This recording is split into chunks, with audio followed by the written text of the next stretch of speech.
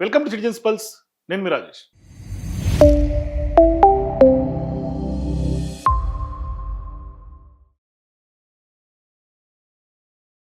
తెలంగాణ రాష్ట్రంలో కాంగ్రెస్ పార్టీ అధికారంలోకి వచ్చిన తర్వాత గడిచినటువంటి ఈ 2.5 సంవత్సరాల కాలంలో తీవ్ర స్థాయిలో ప్రజా వ్యతిరేకత వ్యక్తమవుతుంది. అంటే మనం ఏ విషయం తీసుకున్నా, రైతుల విషయం తీసుకున్నా, నిరుద్యోగుల విషయం తీసుకున్నా, లేదంటే కనుక ఇవాళ ఈవెన్ అన్ని వ్యవహారాలు అంటే ఆర్టీసీ ఉద్యోగులు కానీ, ప్రభుత్వ ఉద్యోగులు కానీ, లేకుంటే విద్యార్థి లోకం నుంచి కానీ, ఇట్లా ఏ రంగం నుంచి తీసుకుంటే అన్ని డిక్లరేషన్లు ఇచ్చినటువంటి కాంగ్రెస్ పార్టీ ప్రతి డిక్లరేషన్లో కూడా ఇచ్చినటువంటి హామీలు ఏమి అమలు చేయకపోగా ఆ డిక్లరేషన్ పట్ల పెద్ద ఎత్తున వ్యతిరేకత ఆ పార్టీ ఫేస్ చేస్తుంది. మరీ ముఖ్యంగా ఈ మధ్యకాలంలో జరిగినటువంటి వ్యవహారాలు, ఒకటి బండి భగీరథ్ సంబంధించినటువంటి పోక్సో కేసు వ్యవహారంలో ప్రభుత్వం వివరించినటువంటి తీరు, రెండు కాంగ్రెస్ పార్టీలో అంతర్గత కుమ్ములాట్లు. ఒకటి ఇప్పటికే మనందరికీ తెలిసినటువంటి విషయం, ఒరిజినల్ కాంగ్రెస్ అట్లాగే వలస కాంగ్రెస్ ఇట్లా రెండుగా చీలిపోయినటువంటి సందర్భంగా వాళ్ళిద్దరి మధ్య పెద్ద ఎత్తున విభేదాలు రచ్చకెక్కుతున్నటువంటి సందర్భంగా ఇప్పుడు ఒరిజినల్ కాంగ్రెస్లో కూడా కల్లోలం కనిపిస్తోంది. అట్లాగే టీపీసీసీ చీఫ్ మహేష్ కుమార్ గౌడ్కి, అట్లాగే కాంగ్రెస్ పార్టీ అగ్రనాయకత్వంకి, అట్లాగే రేవంత్ రెడ్డి గారికి ప్రధానంగా ఇప్పుడు క్లాషెస్ మనకు బహిరంగంగా కనిపిస్తుంది. ఎందుకు మనం తాజాగా సొంత మీడియాలో వచ్చినటువంటి స్టోరీస్ తోటే మనం చెప్పుకోవచ్చు ఎంత మేర వాళ్ళిద్దరి మధ్య విభేదాలు ఉన్నాయి అని చెప్పేసి. సో ఇటువంటి అన్ని క్రమంలో కాంగ్రెస్ పార్టీ ఒక రకంగా బజారున పడుతోంది, రచ్చకెక్కుతోంది.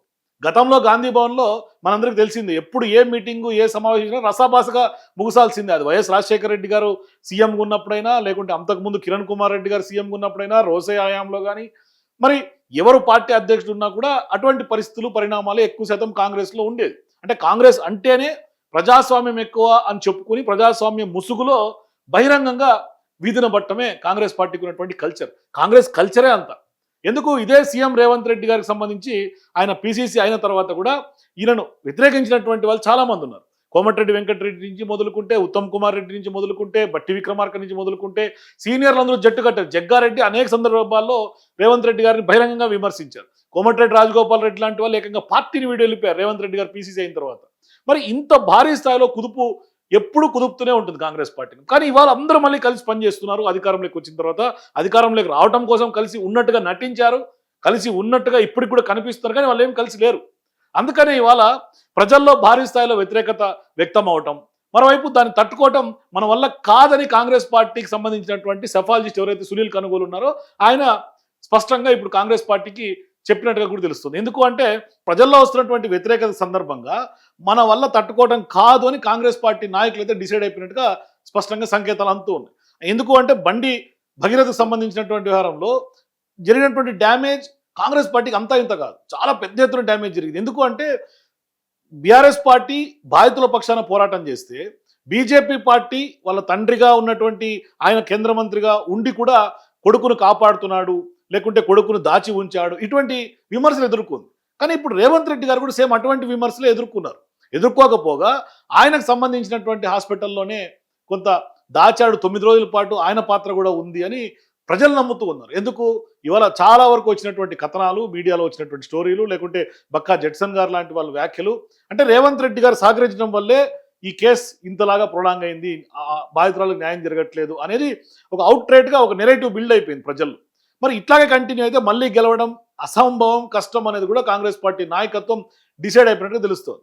సో ఇటువంటి సందర్భాల్లో ఒకవైపు మహేష్ కుమార్ గౌడ్ గారికి అట్లాగే రేవంత్ రెడ్డి గారికి ఉన్నటువంటి విభేదాలు తీసుకున్నా, లేదు ఇప్పుడు తాజాగా నిన్న హైదరాబాద్ సంబంధించినటువంటి ఎస్ఐఆర్కి సంబంధించినటువంటి మీటింగ్ జరిగితే ఆ మీటింగ్లో కూడా రసాభాస జరిగినటువంటి పరిస్థితి చూపిస్తాను మీకు. ఇది చూడండి ఎట్లా కొట్టుకున్నారు.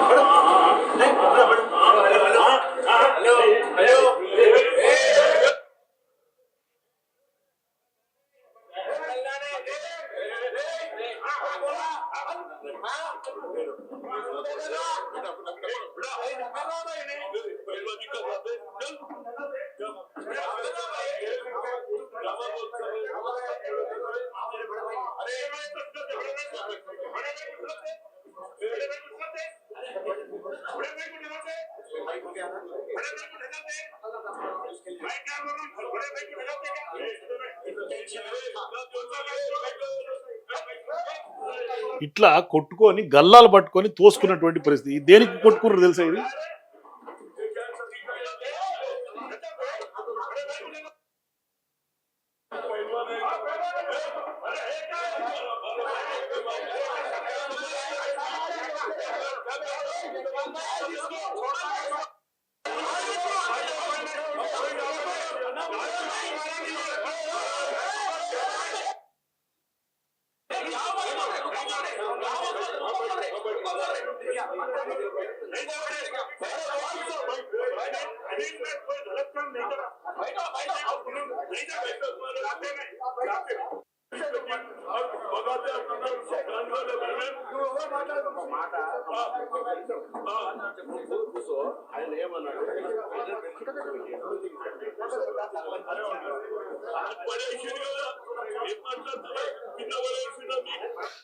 ఫిరోజ్ ఖాన్ ఎవరైతే నాంపల్లి నుంచి పోటీ చేశాడో ఆయన మీద అక్కడ ఉన్నటువంటి కొంత స్థానిక నాయకులు మధ్య గొడవ జరిగింది. అది దేనికి?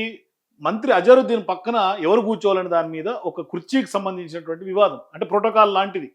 అంటే ఎవరు పక్కన కూర్చోవాలో కూడా తోసుకున్నటువంటి పరిస్థితి. దాన్ని ఆ గొడవని సర్ది చెప్పేందుకు ఇన్ఛార్జ్ మంత్రిగా ఉన్నటువంటి పొన్నం ప్రభాకర్ విహెచ్కి సర్ది చెప్తుంటే విఎన్ మంత్రావు అంటున్నాడు, ఏం మాట్లాడతావా, కింద నెట్టేసిండు, నీకు తెలియదా అని ఆయన మాట్లాడుతాడు.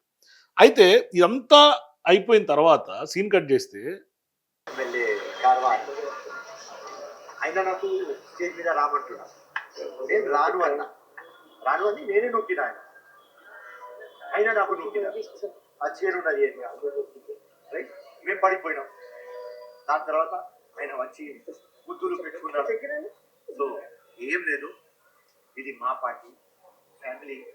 ఆయన పెద్దన్న స్మాల్ మిస్అండర్స్టాండింగ్, స్మాల్ మిస్అండర్స్టాండింగ్ జరిగింది. మా పెద్దన్న మేము ఒకరికొరు ముద్దులు పెట్టుకున్నాం, ఒకరికొరు తోసుకున్నాం, అంతకుమించి అనేది ఇంటర్నల్ ఇష్యూ అని ఆయన ఫిరోజ్ ఖాన్ చెప్పాడు. కానీ తర్వాత మళ్ళీ రాత్రి ఇంటికి వెళ్ళి సయోధ్య కుదుర్చుకున్నటువంటి పరిస్థితి. ఆయన తీసుకెళ్ళి ఎవరైతే ఫహీం ఖురేషీ ఉన్నాడో, మనకు తెలుసు కదా ఫహీం ఖురేషీ, ఆయన నాంపల్లి ఫిరోజ్ ఖాన్ దగ్గరికి ఆయన తీసుకెళ్ళి సయోధ్య కుదిర్చి మళ్ళీ ఒక బైట్ రిలీజ్ చేసినటువంటి పరిస్థితి. మాకు అందరూ బాగానే ఉన్నాం, మాకేం విభేదాలు లేవని.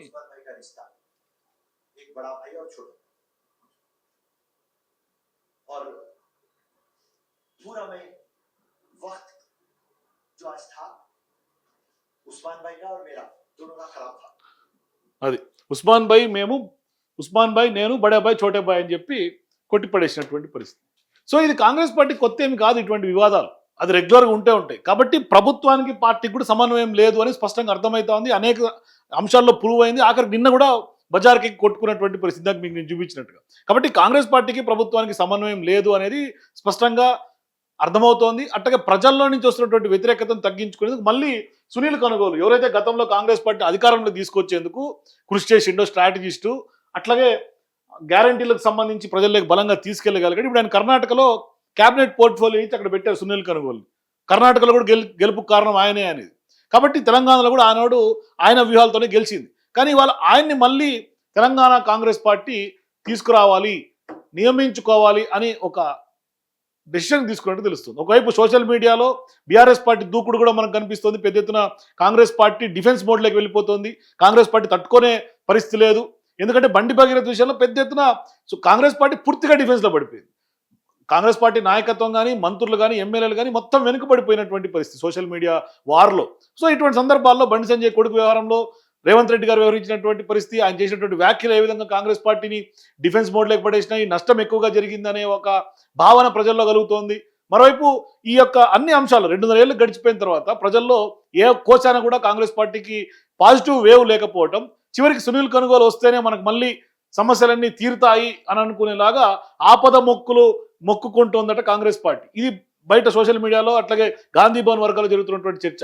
అయినా కూడా సమన్వయం కావాలంటే మాత్రం ఒరిజినల్ కాంగ్రెస్ నాయకులు కొంత పదవులు ఇవ్వాలి. ఎందుకంటే వలస కాంగ్రెస్ వర్సెస్ ఒరిజినల్ కాంగ్రెస్ అయిపోయింది. ఒరిజినల్ కాంగ్రెస్లో తీవ్రమైనటువంటి అసంతృప్తి ఉంది. మరోవైపు క్యాడరు లీడర్లు పట్టించుకునే పరిస్థితి లేదు, మాకు పనులు అవ్వట్లేదు అనే ఒక ఆందోళన ఉంది. కాబట్టి ఖచ్చితంగా వాళ్ళకి ఏవైనా పదవులు వచ్చి న్యాయం చేస్తేనే ఆ యొక్క ఆందోళన తగ్గే అవకాశం ఉంటుంది. ఎందుకంటే కార్యకర్తలందరూ ఆవేదనగా ఉన్నారు.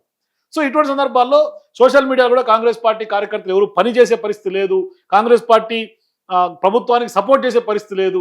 ఎందుకంటే బీఆర్ఎస్ పార్టీ సోషల్ మీడియాతో బలంగా ఎదుర్కొనే పరిస్థితి కాంగ్రెస్ పార్టీకి లేదు. కాబట్టి ఇప్పుడు సునీల్ కనుగోలు సాయం తీసుకొని మళ్ళీ కొంత బూస్ట్ చేసుకోవాలి అనే ఒక కార్యాచరణలో అడుగులు వేయాలనే ఒక డెసిషన్కి వచ్చినట్టుగా తెలుస్తుంది. మరోవైపు సీఎం సంబంధించినటువంటి పబ్లిక్ అఫైర్స్ అడ్వైజరీ పదవిలోకి సునీల్ కనుగోలు నియమించుకోబోతున్నట్టుగా కొంత చర్చ జరుగుతోంది. అయితే ఇటువంటి వివాదాలకి లేదంటే కనుక కొంత గ్రాఫ్ పెంచుకోవడానికైనా వ్యతిరేకత తగ్గించుకునే వ్యవహారంలో మళ్ళీ సునీల్ కనుగోలును తెచ్చుకోవాలి అనేది డిసైడ్ అయిపోయినట్టుగా మనకైతే సమాచారం అందుతుంది. ఈ కోవలోనే సీఎం రేవంత్ రెడ్డి గారికి సంబంధించి పబ్లిక్ అఫైర్స్ అడ్వైజరీ అనే ఒక పదవిని క్రియేట్ చేసి సునీల్ కనుగోలుకి ఆ యొక్క పదవిని ఇచ్చి కాంగ్రెస్ పార్టీ ప్రభుత్వం కోసం పనిచేసేటట్టుగా సవాల్ చేసి సునీల్ కనుగోలు మళ్ళీ రంగంలో దింపాలి. ఎందుకంటే కర్ణాటకలో ఇప్పటికే కొంత ఆయనకి ఒక క్యాబినెట్ పోర్ట్ఫోలియో ఉంది, అడ్వైజర్గా ఉన్నారు. ఇప్పుడు తెలంగాణలో కూడా ఆయనకు పదవి ఇచ్చే అవకాశం ఉన్నట్టుగా తెలుస్తుంది. ఎందుకంటే గతంలో వేం నరేందర్ రెడ్డి పనిచేసినటువంటి ఈ పదవిలో సునీల్ కనుగోలు నియామకం చేసుకునే దిశగా అడుగులు వేస్తున్నట్టు తెలుస్తుంది. ఎందుకంటే ప్రధానంగా వేం నరేందర్ రెడ్డి రాజ్యసభకి వెళ్ళిపోయారు, మరోవైపు అక్కడ ఆ యొక్క పదవి ఖాళీ ఉంది. కాబట్టి ఇప్పుడు అక్కడ ఆ యొక్క పదవిలోకి సునీల్ కనుగోలు కనుక తీసుకొచ్చి భారీ ప్యాకేజీ ఇచ్చి ఆయన కనుక తీసుకొస్తే ఖచ్చితంగా కొద్దిలో గొప్ప అయినా వ్యతిరేకత తగ్గించుకోవచ్చు. అట్లాగే ప్రజల్లోకి బలంగా వెళ్ళే అవకాశం ఉంటుంది. ఎందుకంటే రేవంత్ రెడ్డి గారు కూడా పదే పదే ఎప్పుడు అధికారులను కలిసినా లేదంటే కాంగ్రెస్ పార్టీ క్యాడర్లను కలిసి చెప్పుకునేది ఒకటే, ఆయన ప్రజల్లోకి పథకాలను తీసుకెళ్ళండి, ప్రజల్లోకి బలంగా మన వాదన వినిపించండి అని. కానీ ప్రజలు పట్టించుకునే పరిస్థితి లేదు. ఎందుకంటే ప్రజల్లో వ్యతిరేకత పెద్ద ఎత్తున ఇవాళ కాంగ్రెస్ పార్టీ ప్రభుత్వం పట్ల కాంగ్రెస్ పార్టీ ఫెయిల్యూర్స్ని ఇవాళ ప్రజలు క్వశ్చన్ చేస్తూ ఉన్నారు. ఇవాళ రైతుల దగ్గరికి నేను వెళ్తే నిన్న స్వయంగా బండబూతులు తిడతా ఉన్నారు రైతులందరూ కూడా. ఎందుకంటే ప్రభుత్వం కొనుక్కునే పరిస్థితి లేదు, పండించినటువంటి ధాన్యం అంతా వర్షానికి ముద్ద అయిపోయినటువంటి పరిస్థితి, ధాన్యం అంతా నీళ్ళతో తడిసిపోయి ముద్ద అయిపోయినటువంటి పరిస్థితి. అట్లాగే యూరియా దొరకనటువంటి నేపథ్యం ఒకటి ఉంది. తర్వాత పండించినటువంటి ధాన్యం కొనుగోలు చేసి దిక్కు లేదు, అధికారులు అడిగేవాడు లేడు, కాంగ్రెస్ పార్టీ నాయకులైతే అతిపత్తా లేదు. ఇట్లా రైతుల్ని నట్టేట ముంచేసినటువంటి పరిస్థితి కాంగ్రెస్ పార్టీ సర్కార్. ఇక బోనస్ విషయం తీసుకున్నా, ఎందుకంటే బోనస్లు కూడా అందరికీ పడినటువంటి దాఖలు లేవంటున్నారు. రైతు బీమా గోవింద అయిపోయింది. సో ఇట్లా రైతుల విషయమే కాదు, అన్ని రంగాల్లో కూడా కాంగ్రెస్ పార్టీ ఫెయిల్యూర్ కనిపిస్తుంది. ప్రభుత్వంకి పార్టీకి కూడా కోఆర్డినేషన్ కంప్లీట్గా జీరో. అందుకని ఇవాళ మహేష్ కుమార్ గౌడ్కు సంబంధించినటువంటి ల్యాండ్ సెటిల్మెంట్ కూడా మనకి తెర మీదకి వచ్చింది. ఇట్లా అందిన కాడికి కొంత కోటరీలో ఉన్నటువంటి నాయకులే ప్రభుత్వంలో ఉన్నటువంటి వాళ్ళు కొంత దండుకునే పనిలో ఉన్నటువంటి సందర్భంగా ప్రజల్ని పట్టించుకునే పరిస్థితి లేదు, కార్యకర్తల్ని కాంగ్రెస్ పార్టీ నాయకుల్ని కూడా పట్టించుకునే పరిస్థితి లేదు. అందుకని ఇవాళ పెద్ద ఎత్తున వ్యతిరేకత వ్యక్తమవుతోంది, ఒక ఆందోళన కనిపిస్తోంది, ఆవేదన కనిపిస్తోంది కార్యకర్తలు. అందుకనే ఇవాళ చూడండి మీరు, ఎక్కడ కూడా సోషల్ మీడియా వారియర్స్ ఎవరు కూడా కాంగ్రెస్ పార్టీకి సంబంధించి వాళ్ళు పార్టీని ఓన్ చేసుకొని పెడుతున్నటువంటి పోస్టులు ఏం కనిపించలేదు. కేవలం ఆర్గనైజ్డ్ పేజెస్లోనే కొంత కాంగ్రెస్ పార్టీని కొంత వాళ్ళ యొక్క ఐడియాలజీని పుష్ చేస్తున్నారు. కానీ అంటే ఏం చేసినా కాంగ్రెస్ పార్టీ డిఫెన్స్ మోడ్లోనే ఉంది ప్రస్తుతానికి. ఎక్కడ కూడా అటాకింగ్ మోడ్ లేక అధికార పార్టీ అయినప్పటికీ కూడా కనీసం చేసుకునే పరిస్థితి లేదు. కాబట్టి ఖచ్చితంగా ఫెయిల్యూర్స్, ప్రజల్లో వ్యతిరేకత ఎదుర్కోవాలంటే ఖచ్చితంగా ఇప్పుడు సునీల్ కనుగోలే దిక్కయ్యాడు అనేది. కాబట్టి ఖచ్చితంగా మరి ఆయన రంగంలో దిగితే ఎటువంటి రిజల్ట్స్ కాంగ్రెస్ పార్టీకి వస్తాయి, మరి ఎటువంటి వ్యవహారంలో ఇప్పుడు కాంగ్రెస్ పార్టీ ఏం ఎక్స్పెక్ట్ చేస్తుంది ఆయన ద్వారా అనేది మనం చూద్దాం. రిజల్ట్స్ ఎట్లా వస్తాయి ఏంటనేది కూడా. మొత్తం మీద రాహుల్ గాంధీ కూడా ఈ మధ్యకాలంలో కొంత కాంగ్రెస్ పార్టీ వ్యవహారాలు తెలంగాణ మీద కొంత సీరియస్ అయినట్టుగా తెలుస్తున్నటువంటి నేపథ్యంలో భవిష్యత్తులో మరి ఏం జరగబోతోంది అనేది కూడా వెయిట్ చేసి చూద్దాం. సో మీరు కూడా సునీల్ కనుగోలు తెలంగాణ రాష్ట్రంలో పదవి క్రియేట్ చేసి ఆయనకు కనుక ఇస్తే మరి ఎంత మేర కాంగ్రెస్ పార్టీని ఒడ్డుకి ఈడ్చే అవకాశం ఉంటుంది? మీ కింద కామెంట్స్ చెప్పండి. For more videos please watch citizens pulse.